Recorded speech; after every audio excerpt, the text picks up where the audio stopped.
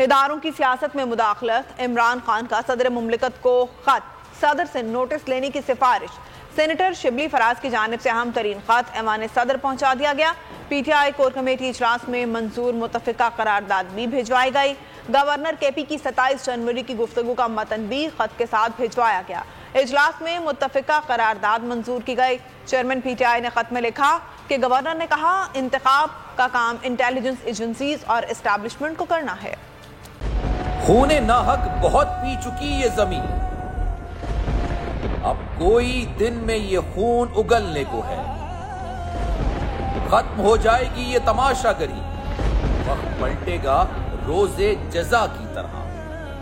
ये जो पेशावर में ताजा लहू है बहा, एक क़यामत करेगा फलक पर बपा। गम की सलमनाक घड़ी में बोल सानह पेशावर में शहीद होने वालों के लवाहिकीन के साथ। सब्सक्राइब करें और बेल दबाएं ताकि कोई खबर रह न जाए।